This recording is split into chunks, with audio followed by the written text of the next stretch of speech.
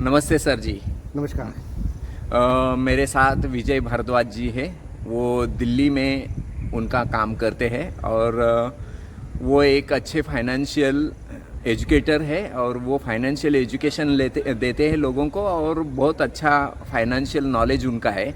तो आज मैं उनसे एक क्वेश्चन पूछना चाह रहा हूँ कि इमरजेंसी फ़ंड की रिक्वायरमेंट हमारे ज़िंदगी में कितनी है, इसके बारे में आप कुछ हमारे दर्शकों को बताएं। नमस्कार दोस्तों, मेरा नाम विजय भारद्वाज है।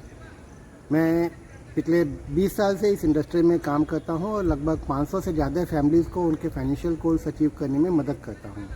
जैसा कि डॉक्टर साहब ने पूछा, इमरजेंसी फ़ंड या आपातकालीन जो आपके पास जो पैसा होना चाहिए आपातकालीन खर्चे के लिए, उसकी रिक्वायरमेंट ज़िंदगी में क्यों आती है, इसका बेस आप ये समझिए कि हर इंसान की ज़िंदगी में उतार चढ़ाव आते रहते हैं।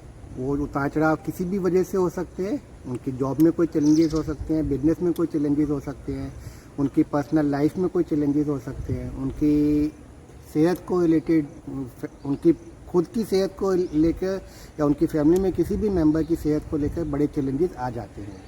तो जब भी इस तरह के चैलेंजेस आते हैं तो उसका सीधा सीधा इम्पैक्ट हमारी सेविंग्स पर, हमारी फाइनेंशियल असेट्स के ऊपर पड़ता है। इसलिए उस इमरजेंसी फ़ंड का होना एक बहुत आवश्यक, हर इंसान के लिए होना चाहिए इमरजेंसी फ़ंड, जिससे कि उनकी फाइनेंशियल सेविंग्स और उनकी फाइनेंशियल असेट्स जो उन्होंने जिस पर्पस के लिए प्लान करके इस शुरू किया था, उसके ऊपर कोई इम्पैक्ट नहीं आए। ओके। आपको क्या लगता है, कोई ऐसा थंब रूल है क्या कि कितने अमाउंट की उनकी इमरजेंसी फ़ंड की तैयारी करके रखनी चाहिए? थंब रूल इसमें मोटे तौर पे आप इसको कह सकते हैं कि अगर आप एक मिडिल इनकम ग्रुप में हैं तो आपके पास 3 से 6 महीने का बेसिक एक्सपेंस के इक्वलेंट इमरजेंसी फंड होना चाहिए। अगर आपकी इनकम बहुत ज़्यादा है तो आप उसको 3 महीने की तरफ ले जा सकते हैं। अगर आपकी इनकम मिडिल इनकम ग्रुप में तो आपके पास 6 महीने का आइडियल होना चाहिए। पर्पज़ ये है कि आप देखिए कि जैसे आपकी फैमिली में किसी को मेडिकल इमरजेंसी आ जाए तो आप देखते हैं कि आजकल हॉस्पिटल्स में खर्चे लाखों में पहुंच जाते हैं। लाखों में पहुंचने का मतलब क्या होगा कि आपकी जो फाइनेंशियल सेविंग्स हैं वो सब एक दिन में डॉक्टर के पास जा सकती हैं। करेक्ट।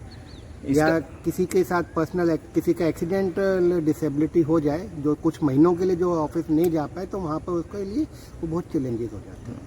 यानी कि इसमें हमने हमारा रिटायरमेंट का कोई पैसा निकाल के रखा है या चाइल्ड एजुकेशन का कोई पैसा निकाल के रखा है और हमने इमरजेंसी की तैयारी नहीं करके रखी है, तो वो हमारा पैसा पूरा रुइन हो सकता है, यानी कि नष्ट हो सकता है। तो इस हिसाब से आपके उस समय के फाइनेंशियल गोल्स को अचीव करने में बहुत बड़ा चैलेंज आ सकता है। करेक्ट।